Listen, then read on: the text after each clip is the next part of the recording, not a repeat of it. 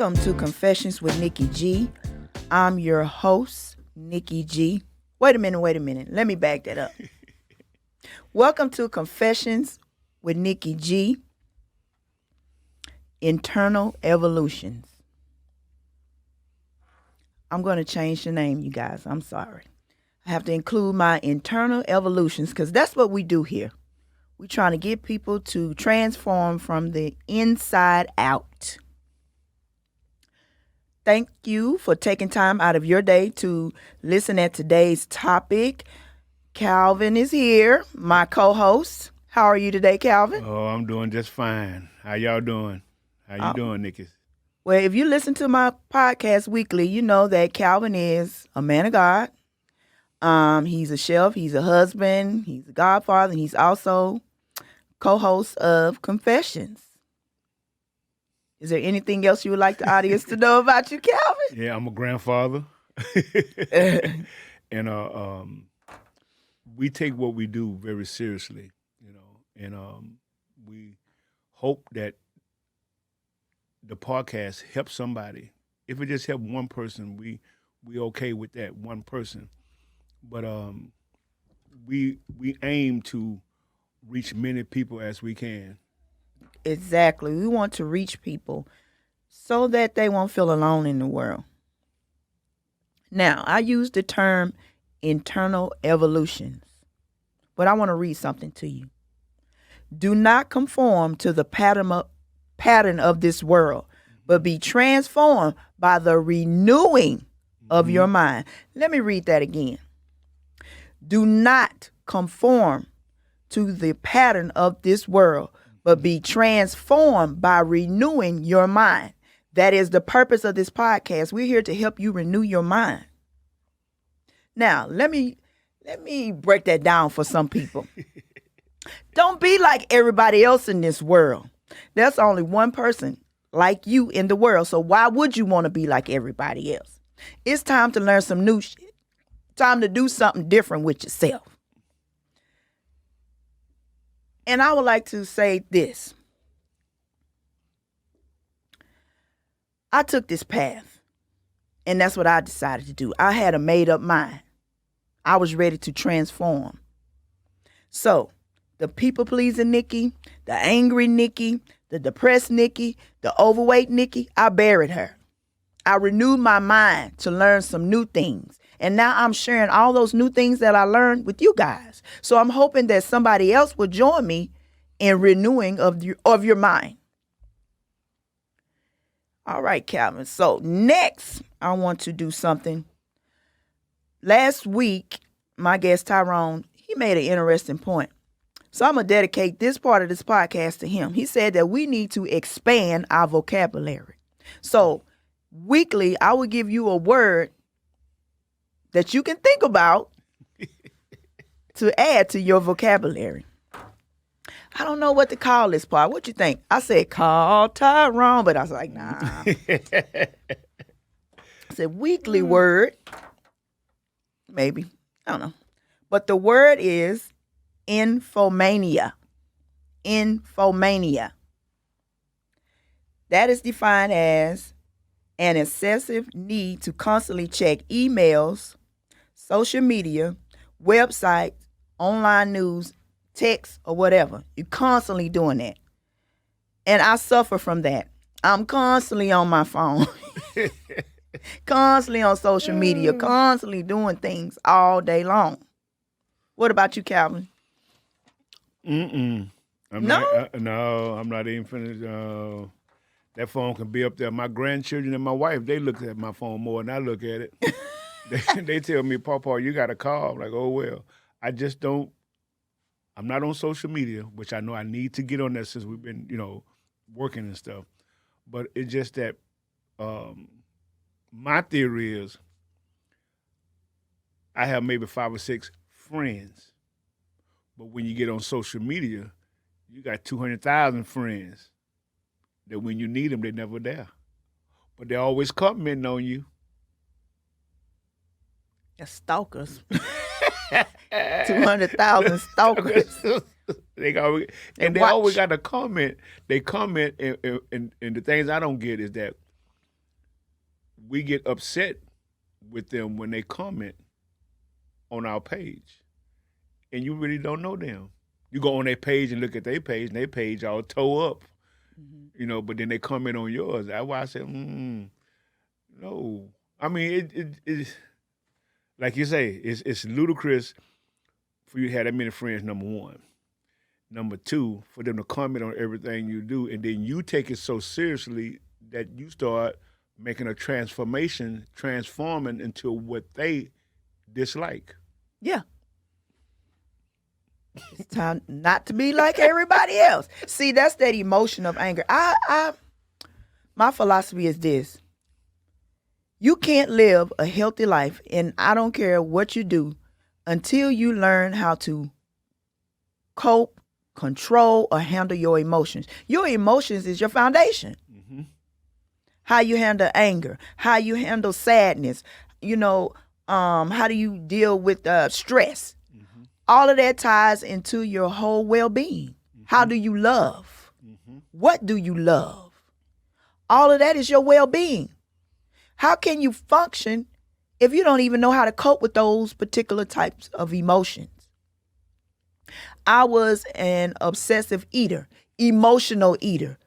Emotional. I couldn't handle my emotions, so I ate. That was a dysfunction. Saying that to say that was the root of the foundation almost of my whole entire life. Mm-hmm.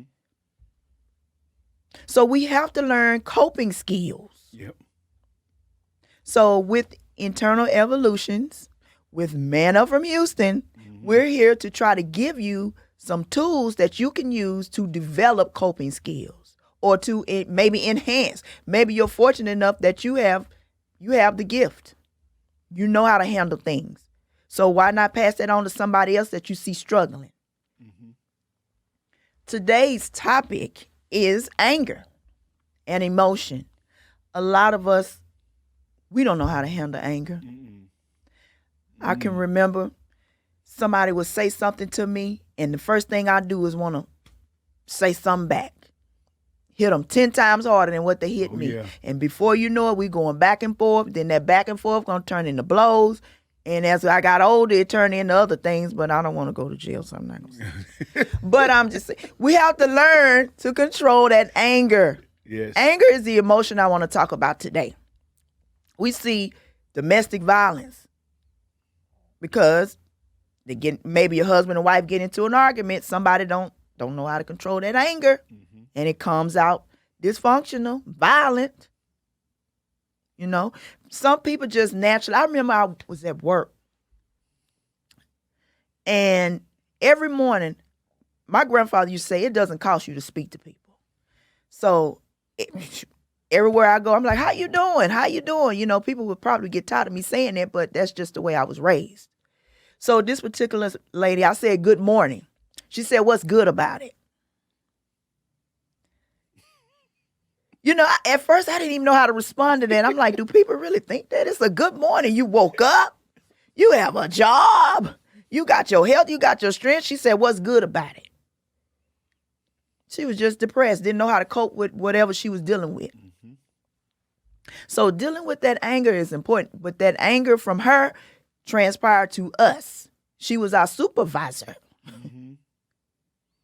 Nobody wanted to approach her. Nobody wanted to talk to her. She was always angry, always had a negative attitude. I don't know where this lady is now, but I'm praying to God she's still living, because all that stress or whatever she was holding in, that causes you high blood pressure, stroke, heart attack type stuff. Or you done hurt somebody or they done hurt you. Mm-hmm. So it's very important that we learn how to control our anger. I wanted to start with Proverbs 15:1. A soft answer turns away wrath, but a harsh word stirs up anger. Mm-hmm. I just described my situations. "Oh, girl, you fat. Girl, you fat. What you mean you fat?" "Well, what you trying to say?" Then just there you go, back and forth, back and forth. Well, see that that soft answer is that when somebody, let me put this nicely, when somebody give you a compliment or say something to you like, baby, you need to tone it down. Instead of us saying, okay. See, that's a soft answer, okay. But then you say it in terms of, girl, you need to turn it down. What you mean I need to turn it down? You know, the neck popping, the hand swinging, everything. So then that's the attitude. Yeah. So, so now you got strife. Now you got anger. Now we're going back and forth. For what reason? Just because I said you need to tone it down. So that's where we have to, like you were saying, we have to manage our anger. We have to come up with the words and define the words that we use to know how to understand what we are doing. With the anger, I was reading it and researching it. I'm like, oh my God. Being angry, you can have a heart attack. You can have a stroke, cause high blood pressure. A bullet flying your way. All that there. All that. Just because of your attitude, just because of anger.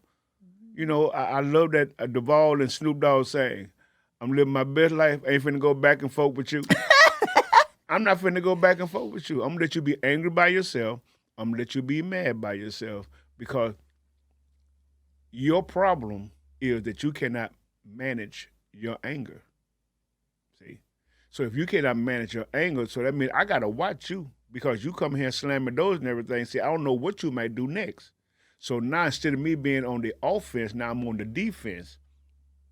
So now I'm looking you all upside your head. I'm like, okay, what's her next move? What's his next move? Because he coming in slamming doors. He didn't speak. Got a problem. Red flags. Yeah, that's double red flag. Foul. Toss out the game and everything. Because now I'm looking at you and I already clock my eyes back because you move my way. Ooh, Lord. It's a funeral. But we do have to control our anger. And I have a lot on anger. So. Now that emotion, I can't stress enough how important it is for you to develop coping skills. I remember this guy that I went to high school with. Some man hit his truck on the freeway. And because he hadn't developed coping skills for his anger, he got out and he killed that man. And I don't even think the dent was even big enough for you to see it, but he was so angry that he didn't control those emotions that he wound up killing somebody. And that's what I want to stop, that degree of anger. But it starts with petty nonsense. Mm-hmm. I remember people telling me all the time, pick your battles wisely. Mm-hmm. Some things you just have to learn to let it go. It's not even worth it. But that's a mindset. Mm-hmm. That's why it's important to renew your mind. Renew. New is in that word. New. Learn something new. Everything is not worth you battling against. Mm-mm. Something, just let it go. And that's what we have a problem with. We, as people, all races, have a problem with letting things go. It's like we have something to prove. It's nothing to prove because, see, I looked up the word hasten. Hasten is to do something quickly without thinking. So now you didn't pull the trigger. You really didn't mean to, but you were so angry that you thought, when I get up there, I'm going to beat him down. Your mindset already do harm. So now you done this. Now you done shot that man. Now you got life. You like that old, I think it's DJ Screw, it's hard to think when your mind go blank. Yeah. Some people get so angry that their mind is just, they don't see anything. They just react. They just react. And their reaction costs you your life or costs somebody else their life by your reaction. When I was like 22, 23, I didn't like nobody rushing me. So if you blow the horn, I jump out the car, strap, click, click. What you blowing at? Blow now. Not knowing back then, I was stupid. Because I jumped out my car, ready to blaze. I didn't know what he had in his car. Because went blank, jumped out, thinking you bad because you got a piece, but you don't know what he's holding in his. So the grace of God kept me from getting killed. Because if he was a hothead, he would just start blazing me because he had a right. I had pulled my gun out. So now it's self-defense, ain't it? And the father of my 2 oldest children died because of his anger. Not, when you said that, I just had you know how you have that flash? Mm-hmm. You know, and I used to tell them all the time, everybody's not going to fight you. You quick to want to jump out and fight. But everybody's not going to fight you. Well, he ran into that one person that didn't fight. They just pulled out a pistol and shot him. And now, you know, kids here, every family here, loved ones here, but he never learned to control that anger. I don't know why he wanted to confront that man. I don't know. My thing is controlling that anger. Mm-hmm. So with his passing, I wanted to make sure that my son or our son learns how to control his anger. Mm-hmm. It's called thinking. When you get mad, you got to think about what if. See, I live by that what if factor. Because I still get angry. See, and I'm going to read this scripture to you. It said, Ephesians 4:26-27 said, be angry and sin not. Let not the sun go down upon your wrath, upon your anger. Neither give place to the devil. Because when you get angry, the devil, he taps in, he a hacker. He taps right there. Oh, I got him mad now. Yeah, what we going to do, what we going to do, what we going to do. So he tap into your mind. Go ahead and get him. Go ahead and slap him. See, he start talking to your anger in your mind. He's controlling your thoughts now. So when he say be angry but sin not, it's okay to be angry. It's okay to get mad, but sin not. Because you're giving room for now, your freedom finna go. You do what you thought you, no. See, that's why you think. If I do this here, okay. And if I do this here, okay. Well, then what I'm going to do, I'm just going to say, okay, you got to pass on this one and keep it moving. That don't mean you weak. You know, we got to stop thinking that we weak when we don't retaliate or do something. See, the word say this here. When you're weak, the Spirit of God is strong in you. So when you're weak, you're really strong. You know why? Because you walked away from a situation. That's when you're strong. You're weak when you want to fight because you want to prove something. What you got to prove? Just like you said, everybody not going to fight you. So it's okay to be angry, but it's how we channel that anger. It's how we channel that. He says, sin not. Be angry, but sin not. Don't let the wrath go down upon your anger. That means don't go to bed mad, because when you go to bed mad, you're still thinking about that. Now it's getting worse and worse. Now it get worse and worse. And then when you wake up in the morning, the first thought on your mind, I'm finna go get them. I'm finna go get them. But then guess what? Let me flip the script on you. What if you get mad at your wife, you get mad at your children, and you go to bed without telling them that you love them, and one of them don't wake up? For the rest of your life, you got to deal with you didn't get a chance to say, I love you. You didn't get a chance to say, I'm sorry, because you went to bed mad. And actually, when my ex passed away, we were supposed to be meeting in Arkansas, because I was in Texas and he was in Michigan. Mm-hmm. So we were supposed to meet in Arkansas. So saying that to say, I never got a chance to say anything. So that is true. You can't let it. You gotta fix it. Important. You gotta fix it right then and there. So important. So yeah, important. Now, to be able to channel down that anger, it's not going to happen overnight. Mm-mm. You may need outside help. Of course, we know we need our God. Mm-hmm. But there are people in place that can help you. Counselors, therapists, somebody, a pastor, somebody that has already walked the walk, as I like to say. Those are the people I like to intertwine with, because I watched you now. I see how you are now, and I knew you before. So whatever you did worked. So I want to talk to you. You know, you need to get with those people, because it's not easy to transform into a new. Because we've had these same habits for years. It took me a long time to get to the point now when somebody makes me angry, I think, then I speak. Now, if somebody makes me mad and it's a long, real long pause, Watch out. that is me calming myself down to the situation. But I'm saying that to say it takes practice and prayer. The 2 P's, practice and prayer. Oh, it do. It do. I was in church one time, and the brother got flipped, and I had to ask God to help me because I knew me. Like say transforming. I was in the middle of transitioning. I wasn't all the way transformed. I still had that rough edge on me. And he said something, and I was like, I said, oh, Lord Jesus. I said, that's the first thing I said, Lord Jesus, I'm in your house. Let me act right in your house. Because I was finna lay him out, and Jesus was going to have to come and raise him up. So it's it's a transforming process. And you have to think before you speak. Because we are so easily to say something out of anger, and then we say, I'm sorry. My mama always said, baby, don't be sorry for something that you knew was in your heart and you spoke it out. That anger, that anger is our trigger to say what we've been wanting to say. So when we get angry, we say stuff. Stop it right now, y'all.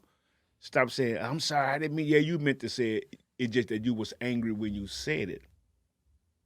And I now will say, or I used to, I got a little better with it. Maybe it's not what I said, it's how I said it. It's how you said it. That's it right there. How you said it. I might have been yelling when I said it, but I meant it. Yeah, And I always say, what I said, I can say it again. So I'm always saying stuff in a calm way where people say, ooh, you don't get emotional. No, yes, I do. I had to learn how to calm it down. Mm-hmm.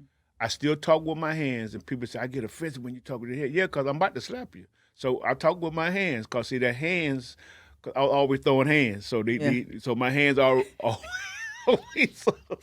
So now I try to not talk with my hands, but I still do, and I have to catch myself, and I put my hands down when I'm talking, because people are like, man, I know you're going to hit me or not. You're right. You're right. You didn't know, because I'm so used to what you say. To God had to show me how to do things totally different. Like I say, transforming. You know, I cuss. So God had to instill, deliver me from cussing, because sometimes I get angry, it comes right on out. And I say, okay, I got to stop that, because I'm going to be somewhere one day and they're going to come out, and I don't want to be in church and letting you have it. So I asked God to bridle my mouth and to bridle my tongue. Because we still have it. I don't care what nobody says. You can be the bishop, the Reverend Deacon, Dr. Doug. I don't care. If I hit you on your toe with a big hammer, hallelujah ain't coming out your mouth.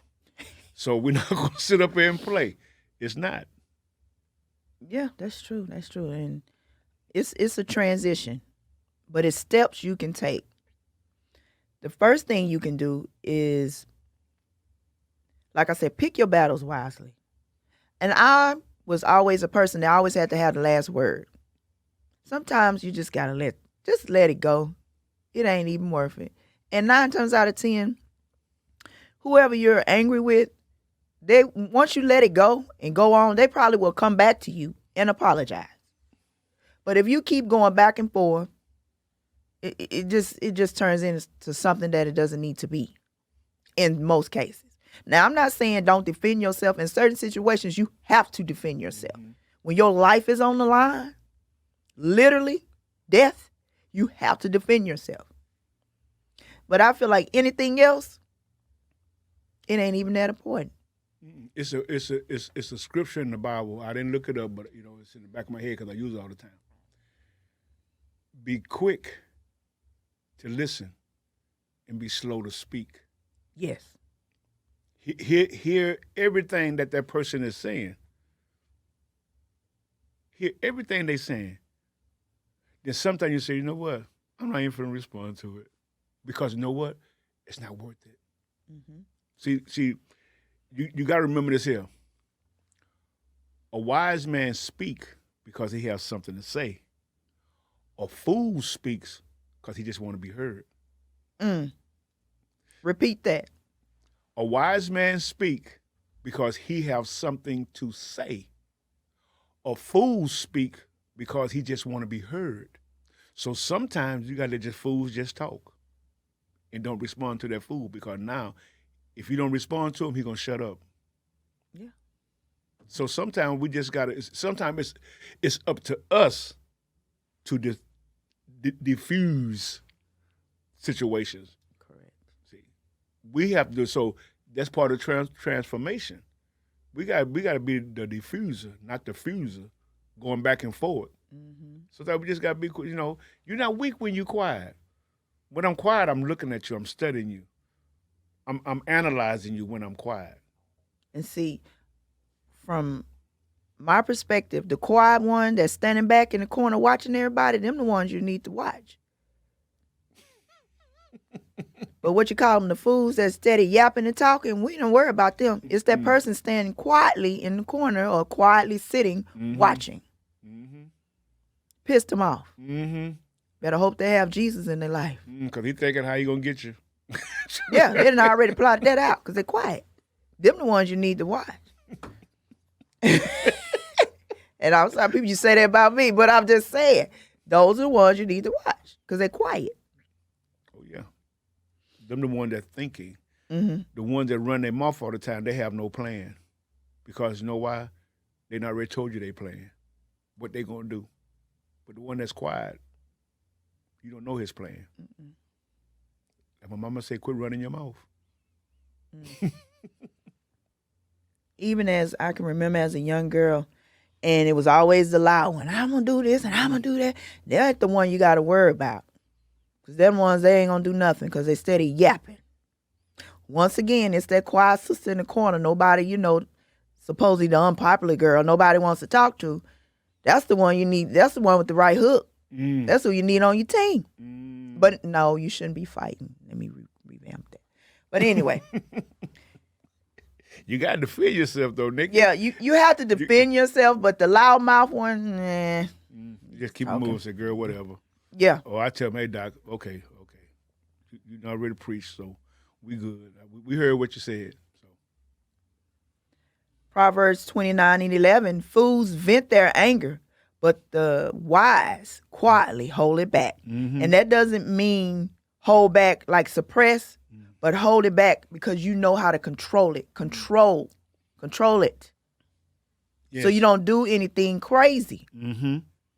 Because if you let your emotions get the best of you, especially anger, we've already said it can end up deadly. It can. Yeah, because you can have a stroke. I remember one time my wife was whooping one of my daughters. She was all outside whooping her, and I seen her hit the ground. I ran out there, and I told her, I said, girl, you're getting too old for this. You out here, these children 16, 17 years old, and you trying to whoop somebody. Girl, sit down somewhere. You're going to fool around here and die. Girl, because she was mad.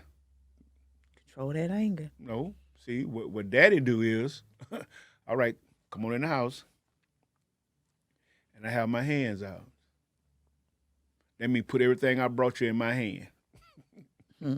Go into your room, which is mine, but I'm leasing it out to you. Because you will not watch no TV. You get called for dinner. So I ain't do all that whooping. I whoop only when necessary. Mm-hmm. Like my dad did us. You stole something, I took you back to the spot that you stole it from, made you apologize. See, that's the worst whooping right there. Take them back where they got it from and make them apologize.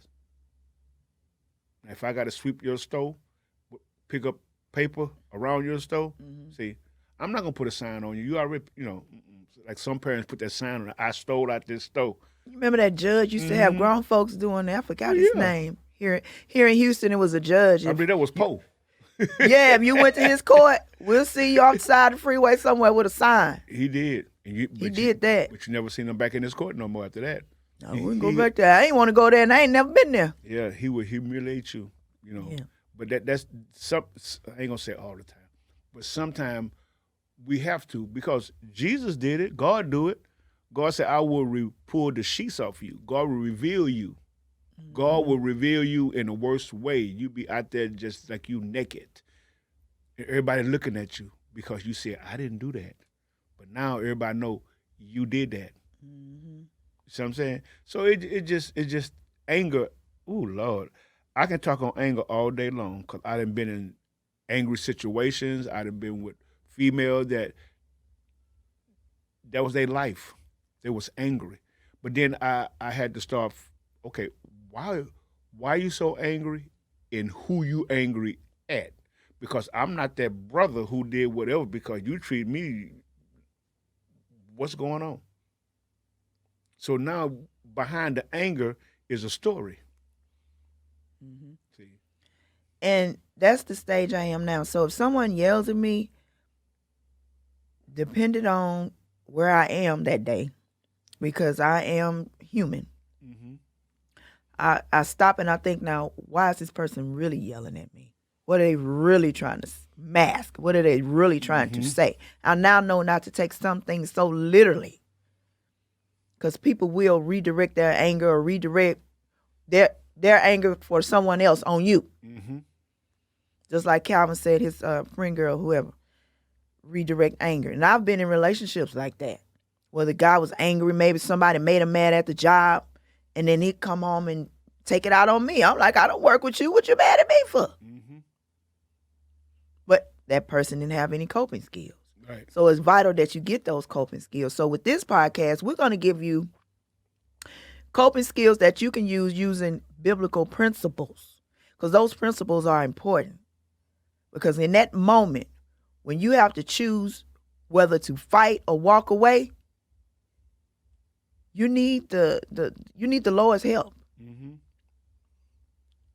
Trust me, you do, because I had to ask for his help. Yes, you have to call on him. Yes. You have to call on him. Yes, Because it's several times I asked for, and I'm shaking like a newborn baby because every fiber in my being wants to go back and fight. Mm-hmm. That is not easy. No, it's not, because I was shaking. An incident with my daughter, and the young man, he was getting all crazy, and I'm like, hold up, and I told him, because God said, no, share with him, because he only see the humble Pastor Calvin. Mm-hmm. He said, you need to educate him about the old Calvin. And I had to let him know. I said, son, let me explain something to you. I haven't always been like this. That's okay. I said, you got the smooth version. I said, don't make me go back and pull the hoodie out. He said, what you mean? I said, son, I would set your house on fire at the back door and wait for everybody to run to the front door. Do I make myself clear? He said, what you trying to say? I said, if you ain't figured it out, bro, touch my daughter. See, he didn't understand that. Then he called me back later. He said, sir, I'm sorry. I said, yeah. I said, you finally got it, huh? I said, that's my child, not yours. See, but he didn't think that. See, he thought I was going to be like, oh, it's going to be all right. It's in the Lord's hand. I said, it is in the Lord's hand. But if you touch my baby, it's going to be in my hand. So, make a long story short, God calmed me down.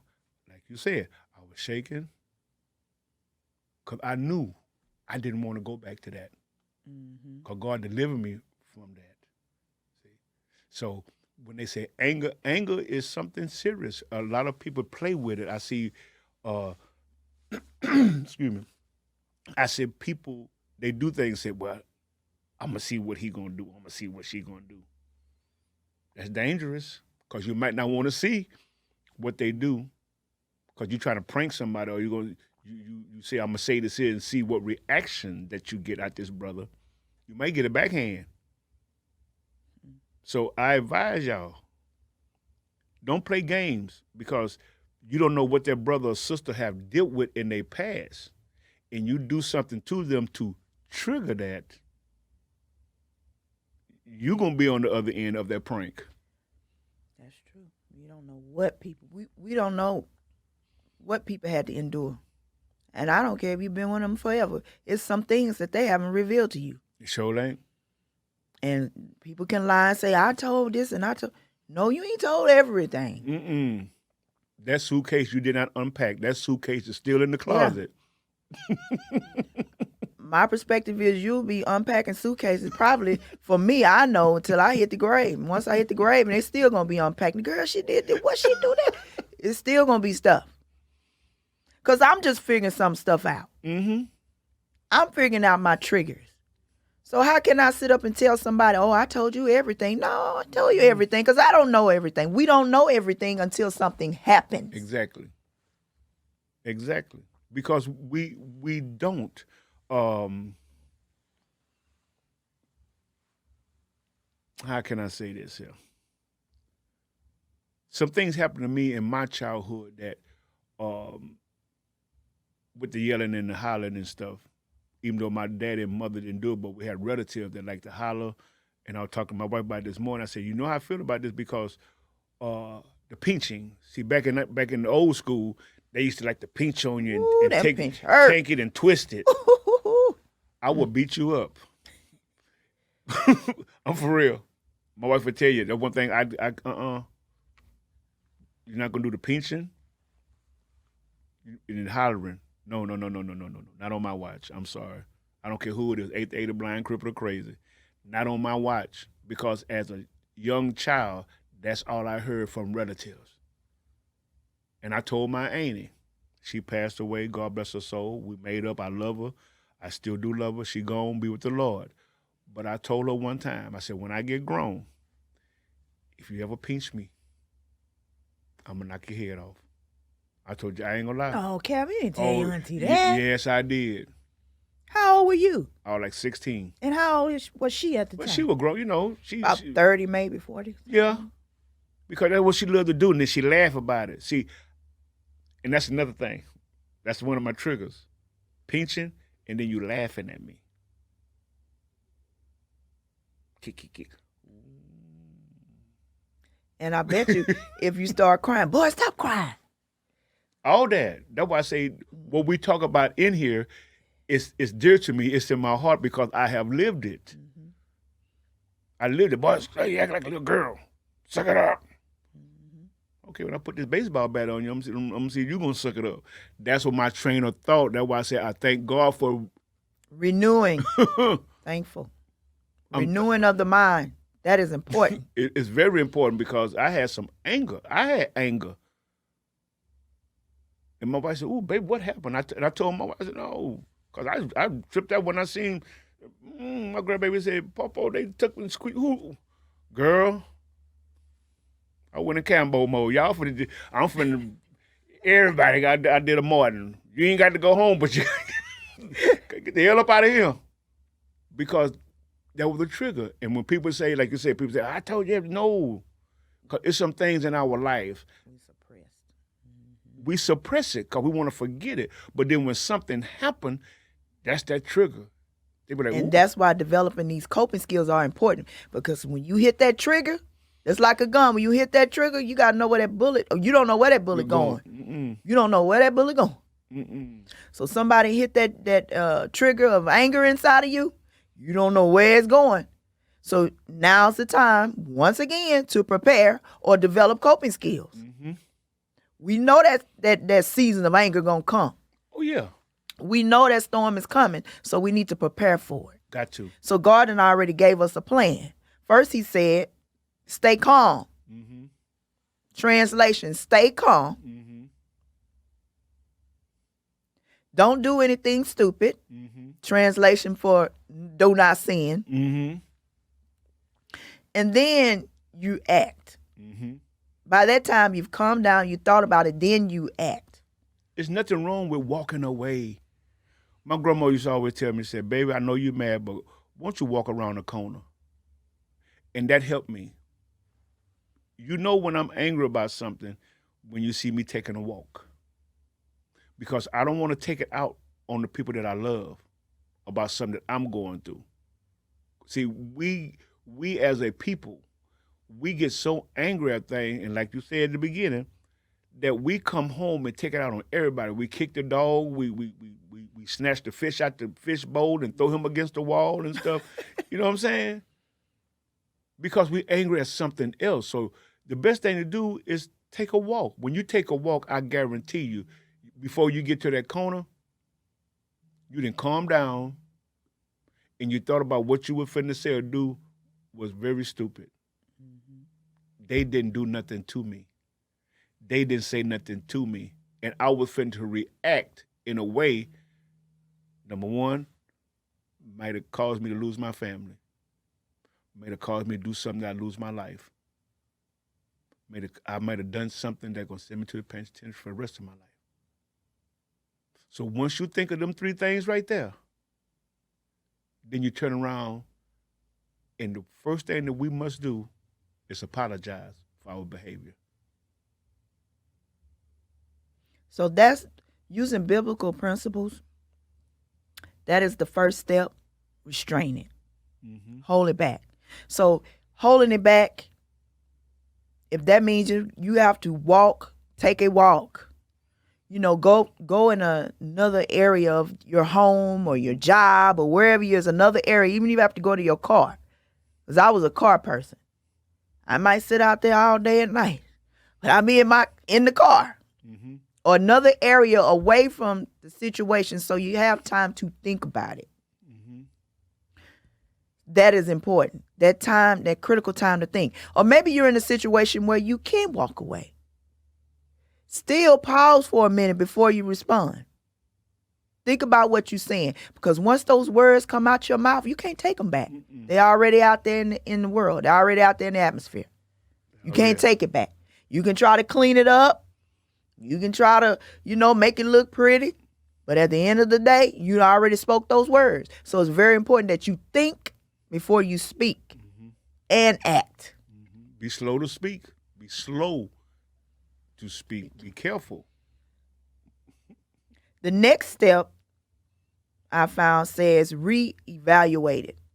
Just as we just said, you stop and you think about that. It says God's way of dealing with anger is to be slow to anger. Mm-hmm. Slow. Mm-hmm. And I know a lot of you are thinking just like I did. When I read that, I said, ooh, when somebody make me mad, that feeling just come hit me like a train. Bam. Ain't nothing slow about that feeling. Mm-mm. I'm ready to fight. It's just certain triggers with me you cannot do. But now I have learned, like I said, to stop. Once that person make me mad, they already know that'll make me mad. But then I've learned how to go back and tell them why that made me mad. Mm-hmm. Now, if this person don't want to listen to you why, you probably don't need to be dealing with them, period. Mm-mm. Because they're going to be a constant trigger for you because they're not listening to you, period. But that was my way of dealing with anger. And you have to find a way that deals for you. But you have to stop and reevaluate the situation. Was it even worth it? Did I have to say that? Or did I have to do that? That is important. Very important, because when you stop and evaluate it, you have to read between the lines of the conversation or the anger that's going on, because sometimes people, I'm going to say it like this, men and women, what they'll do, they'll say things because there's some things they want to do. Sometimes people will get mad just to get out the house and go do what they want to do. And they'll say things to you to get you upset and angry to the point where you leave the house. Mm-hmm. But see, you have to think about it and use reverse psychology on it. You have to ask the question, are you really angry with me, or that's something that you want to do? You don't got to get me mad because you want to go do something. You just go ahead and do it. So now they're thinking like, oh yeah, see, you turn the tables now. You don't have to act a fool with me because you want to go out with the girls. Just say, baby, I want to go out with the girls. Or I'm finna go hang out with the girls. That's fine. But when you start bringing drama with it, then it's something else then. Mm-hmm. See, it's something else. You tired of me? See, these questions, people don't want to ask them questions. No, you tired of me? Because you acting a fool up in here. So if you tired of me, just tell me you tired of me, and I'm getting on your nerves by being here, and all I got to do is flex. I can move around. I'm giving you the option now. See, you got to have the conversations. You got to have the conversation. You can't be scared. Oh, well, I mean, oh, Lord. Y'all going to get mad at me today. Are you with me because of the money? So when I get ready to walk out that door, your attitude changed because that paycheck is walking out the door. That car note is walking out the door. Them groceries for Pookie and Ray Ray is walking out the door. Now you're going to change. Now you thought, babe, I'm sorry. You know I love you, lying. You thought about that meal. You thought about that rent. See? So you have to ask the question. You can't be scared. And I said, now, if she angry behind something, then she need to explain to you, I'm angry because you didn't come home last night. Women, y'all cannot be scared to challenge and ask the question. See, that's what I mean by redirecting the anger. That person is mad about something else and they're taking it out on you. But as I talked about slow to respond, I can recall a time that my ex and I, this was before I renewed my mind. Put it like that. It's a lot of renewing. I break one car window, he broke the other. I break a dish, he broke 4 dishes. He cut the couch, I cut the love seat. He threw a glass at me. I pulled a whole rod thing off. You know them old blind things in the apartment? I pulled all that down. I was so mad. Went outside and I just demolished the whole car. And I'll never forget. Now, by that time, he gone. He said, this woman here crazy. But anyway, cousin came up to me. She said, hey, how we going to get to work? You just stopped the car. But I wasn't thinking. Mm-hmm. I was angry. Mm-hmm. See, angry costs you. I did the same thing. After I got through tearing up everything in my house, guess what? A little voice said, now you know you got to go back and buy all that, right? Exactly. That's my next point. So I stopped that. I get mad. Oh, I mean, I would, before the transforming of the mind, I used to punch holes in the wall. Mm-hmm. The voice said, now you know you got to go. Now you got to fix it. You got to go patch. So, you know, that's how I learned home repair. So, so I said, you know what, I'm tired of spending money every time I get angry. You're going to spend money. You want to give up your freedom. You know, it boils down to choice. Mm-hmm. The choice. It really freedom. is. We have the freedom to choose. See, God give us a permissive will. That means a free will to choose what we want to do. He said, I ain't going to... See, God is not a rapist. He's not going to make you do anything. He's not going to take anything from you. He's going to say what you want to do. What you want to do. So when you make that choice on what you want to do, that's your will. Not God's will. Exactly. God said, well, I gave you a will just to chill. But you said, I don't want the chill will. I want this disrupted anger will. He said, okay, you chose it. See, everybody take the scripture and they use it, but this is how you correctly use it. He said that I will be with you. I will be with you. I will never leave you nor forsake you. I'll be with you. So when you're in prison, he's with you. When you go to jail, when you in the hospital, he's with you. But you made that choice to do what you did and to say what you said. But he's with you.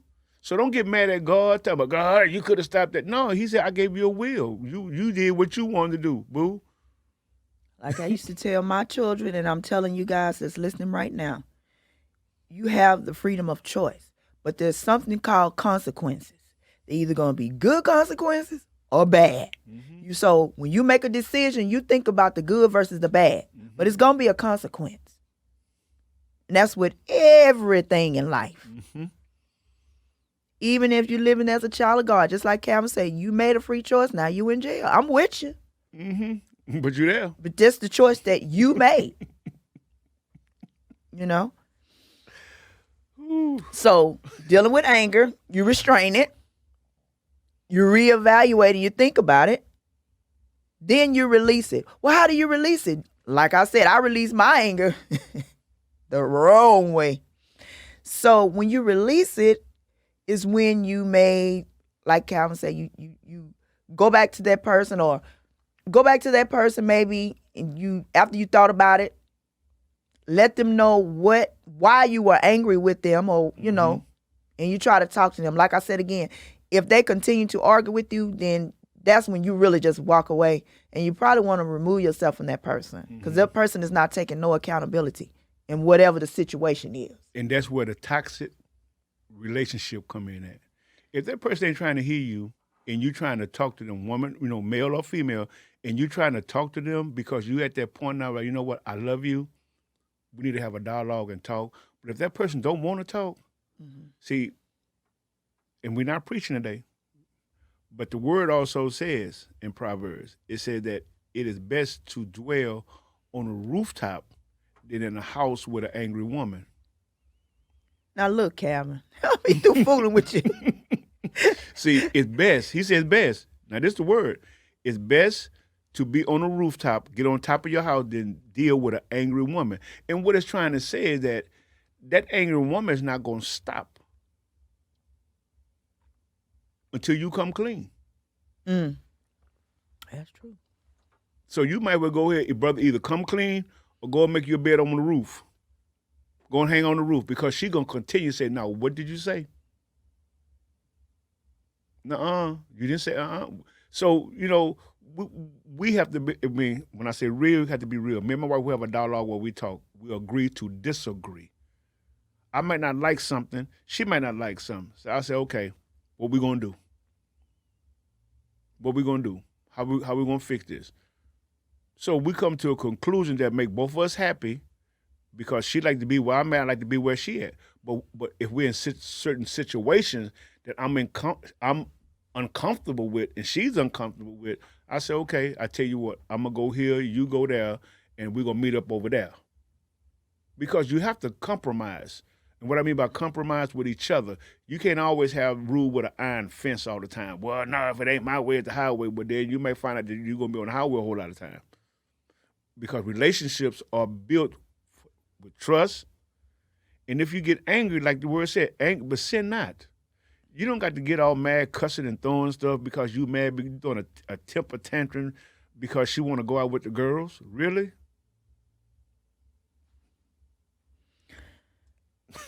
This book of life, it's just got layers and layers and layers and layers. And yes. We just unpacking them. I mean, I'm just sitting here thinking it's so important that you learn a person's communication style. If this person is even able to communicate, because some of us out here in the world don't even know how to communicate that they're angry, don't know how to release that anger in a healthy way. So, I mean, it's just layers to it. Because it's a relationship. You're in a relationship. You courting. Even when you get married, you still courting, because now you married. She told you some things about her, but then you told her some things about you. So now we need to throw everything on the table. Now we married now. I have an anger problem. I get mad because my daddy got mad and I seen what he did to my mom, or what he did to my sister, or what he did to my brother, or it goes down the line. And we have to unpack that. That's that suitcase that I call that nobody wants to unpack. They want to keep it hidden. You pretty. You got long hair. You got long nails. You look so good, but up under that mask, that's a terrorist. She ready to crack up. She ready to go left. He all hunk. He got a six-pack. He got waves in the hair. But up under that mask, mass murderer. That's why it's important that we start to learn to look what's inside of a person, not on the outside. Mm-hmm. Now when I meet people, I don't care if you're short, fat, skinny, tall. I want to know what's in your heart. Mm-hmm. I'll worry about the outside later, because if your heart ain't right, I don't want your energy around me. And I'm so sincere about that. At my age, I can't deal with nothing negative. Mm-mm. So if your heart is not right, keep it moving. You one of them people that complain every day. You one of them people that always got some kind of get rich quick scheme that you want to involve me in, or somebody's husband then divorced and now they with their mom. I don't want no parts of none of that negative energy. Mm-mm. I'm not a competitive type woman, which is something we're going to talk about on the next podcast. I'm not one of the women to do all. I don't like all that energy.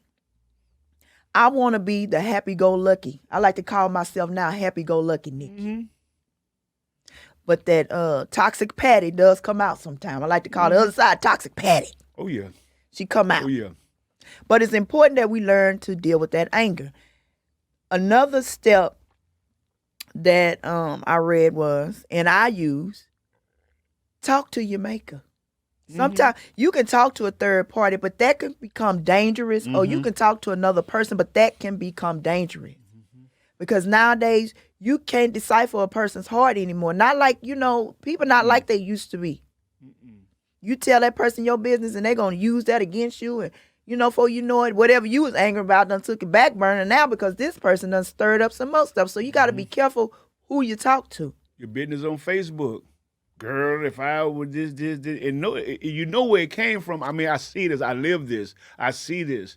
You tell somebody something, and then they put it on Facebook. That's why I don't mess with family. Family always doing, they're doing it. I've been like, you know what? See, that's why I don't have Facebook. I'm sorry. I can't do it because then you're angry. You're angry and you putting your business out there. Come on now, really? And you said somebody else in your business? How are they in your business when your business on Instagram, your business on Facebook? How they in your business? Now that I don't understand. They in my business. You put your business out there. That's the bad part about social media. But you know what? I'm not going to use social media as a crutch. That stems from not knowing how to deal with your emotions. Whatever that person was angry about, if they had any coping skills, you wouldn't be on Facebook posting that. You would be tackling the problem versus going on Facebook. That is not a coping. Facebook, Instagram, that is not a coping skill. That's just gonna stir the pot. Cause now you got it. They're going back and forth. And other people. Now you got the whole world in it. Not just you and that person and a third party. The whole world in your business now. And they texting in on you. They done text their family. Oh, girl, did you see that on Facebook? Girl, did you? Yeah. Then they call me. Then they elect somebody to call you. And I'm speaking my life. Oh, Nikki, girl, you okay? I saw this stuff you posted. Girl, you know I ain't okay. Shucks. You know I'm on some extra. I'm going to need you to come help me. Exactly. Instead of talking about me. Girl, I wouldn't put my business on Facebook. As soon as she hang up, she can call the next person. Girl, Nikki over there, she said she okay. She ain't okay. She on that line. That's why she going through what she going through. Oh, I hear it. I hear it. I got daughters. I got a wife. I got sister-in-law. Now you mad at your, let's say hypothetically, you mad at your spouse and all that happened. Now you mad about that. I mean, the situation just gets worse. So develop the coping skills. So if you have to talk to somebody, you can talk to God, talk to Jesus, talk to somebody. Talk to God. He don't tell nobody nothing. And then you wait patient, and you'll get an answer. Let me tell you something. You might not think it worked, but it does. Ask God to reveal in you what's the problem. You know, my grandmother, they just sang this song back in the day. It's not my mother, it's not my brother, it's not my sister, not my father, but it's me, oh Lord, standing in need of prayer. Once you let God know God is me. I don't know about Robert, Junebug, and Jake, but it's me who need help. See, when you go to God and let God know that you need help, God will reveal to you who your enemies are, who you need to stop hanging around with. God will do that. I have lost, I'm not going to say lost, but people stopped fooling with me because I didn't fool with them because what God had revealed to me. Okay? For real. I'll be real with y'all. When God showed me that people was coming to my house not to see me but to see my wife, and then when my wife started telling me, baby, you better keep your eyes on such and such and such and such, I had to start dismissing. Because God will show you. Everybody, every man or every woman that come to your house, trust me, they're not coming to how can I say, comfort you. They're not coming to see how you doing. They coming to see what they can do. How can they get in? That's why they want to know your business. So your anger come from what? Your anger come from when your girlfriend tell you he ain't no good. I seen him here. I seen him Careful there. who you vent to. Oh yeah. See, that's why I go to God. I don't go to no man about my wife. The only man I go to is God. I go to God, and God showed me how to handle myself and check myself. So like Nikki said, we can go to different people. We can go to therapy. We can go to anybody. But when you go to God, God going to reveal you to yourself. That's why he said, like Michael Jackson said, it starts with the man in the mirror. It starts with you. You have to figure out, okay, what I'm doing wrong. What did I say? Because sometimes we can say stuff really, and we don't think it's hurtful, but it is. So now you got to rewind. What did I say? What did I do? It's simple. I mean, it's simple as that. Ask, what did I do? Not what she did, not what she said. She's only responding, or he's only responding on what you said or what you did. That's why knowing the communication style is important. If you're fortunate enough to have a confidant that you can talk to, that's a good thing. Go talk to that person. If that helps you, I have a confidant. At one time, my life was so chaotic, I felt guilty because I began to think, wait a minute, I'm loading all this in her brain. She got her own stuff she's dealing with. Let me stop. So I stopped. You know? But if you have that confidant that you can call and talk to that person, and sometimes that'll help you feel better. Or whatever you're experiencing, like I said before, you can Google whatever it is you're experiencing, something in the Bible verse or something to come up, and you can study that, and that calms you. All of these things I have done, it works. But it takes time. It's not going to happen overnight. And one last thing I want to say about what Calvin said about asking God to reveal to you certain things. In my life, I asked God to reveal to me people. All I can say about that is be prepared for the wake up. I stayed asleep for many years. But when God woke me up to see, like I say, you were blind, now you can see. There you go. I was blind and I didn't see. Baby, I'm down to one friend. One person I can call a true friend. No, I take that back. Two people that I can talk to. And I don't worry about nothing what I say to them getting back to somebody else. So saying that to say, be prepared for the wake up. Because a lot of those people, I was like, oh, Lord, not them too. But you know what? He gave me the strength. I just let it go. That wasn't easy. Because when you, like I said, habits. We know these people don't mean us no good, but we keep bringing them back in, knowing they know your triggers, knowing they know what to do to make you mad. You know, they know. And just some people are just evil. I'm sorry. They know that you happy, and they're going to do something to piss you off, and there you go.